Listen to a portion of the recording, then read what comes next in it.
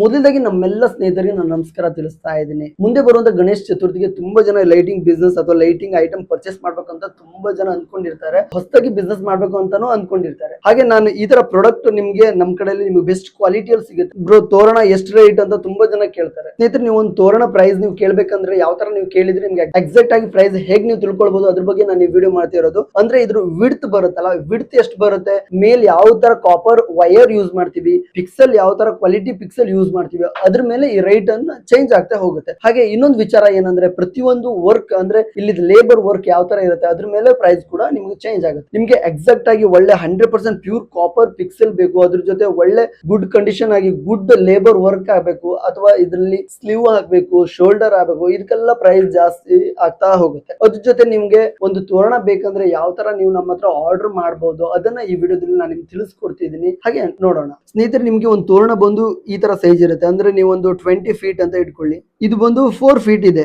ಅಂದ್ರೆ ಇಲ್ಲಿ ಬಲ್ಬ್ ಗಳು ಬರುತ್ತೆ 1 2 3 10 ಬಲ್ಬ್ ಬರುತ್ತೆ, ಅಂದ್ರೆ 5 ಇಂಚ್ ಅಲ್ಲಿ. ಇಲ್ಲಿ ನಾವು ಪ್ರೈಸ್ ಅನ್ನ ಯಾವ ತರ ನಾವು ಕೇಳ್ಬೇಕಂದ್ರೆ ಕಸ್ಟಮರ್ ನಮ್ಗೆ ಈ ತರ ಒಂದು ಡಯಾಗ್ರಾಮ್ ಅನ್ನ ಹಾಕೊಳ್ಬೇಕು ನೀವು. ಅಂದ್ರೆ ಇದು ಟೋಟಲ್ ವಿಡ್ತ್ ಎಷ್ಟಿದೆ, 20 ಫೀಟ್ ಇದೆಯಾ, 30 ಫೀಟ್ ಇದೆಯಾ, 40 ಫೀಟ್ ಇದೆಯಾ, ಆ ತರ ವಿಡ್ತ್ ಅನ್ನ ಒಂದು ನೀವು ಡ್ರಾ ಮಾಡ್ಬೇಕಾಗತ್ತೆ. ಹಾಗೆ ಇಲ್ಲಿ ಹೈಟ್ ಅನ್ನ ಎಷ್ಟು ಫೀಟ್ ಇದೆ ಅಂತ ಅದನ್ನ ಡ್ರಾ ಮಾಡಿ ಒಂದು ಡ್ರಾಪ್ ಇಂದ ಇನ್ನೊಂದು ಡ್ರಾಪಿಗೆ, ಅಂದ್ರೆ ನಿಮ್ಗೆ ಇಲ್ಲಿ ನಾನು ನಿಮ್ಗೆ ತೋರಿಸಿದೆ ನೋಡಿ, ಇಲ್ಲಿ 12 ಇಂಚಸ್ ಬರುತ್ತೆ ಅಥವಾ 15 ಇಂಚಸ್ ಬರುತ್ತೆ.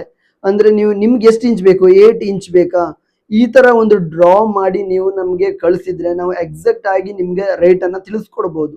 ಅದ್ರ ಜೊತೆಲಿ ಇಲ್ಲಿ ನಾವು ಪ್ಯೂರ್ ಕಾಪರ್ ಅನ್ನ ಯೂಸ್ ಮಾಡ್ತೀವಿ, ಕಾಪರ್ ಪಿಕ್ಸೆಲ್ ಅಲ್ಲಿ. ಹಾಗೆ ವೈರ್ ಬಂದು ಯಾವ ತರ ಕ್ವಾಲಿಟಿ 1.0 ಹಾಕ್ತೀವಾ, 1.0 ಹಾಕ್ತೀವಿ, 1.5 ಹಾಕ್ತೀವಾ, ಇಲ್ಲ 2.0 ಹಾಕ್ತೀವಾ, ಇಷ್ಟೆಲ್ಲ ನೆಸೆಸಿಟಿ ಇಲ್ಲ.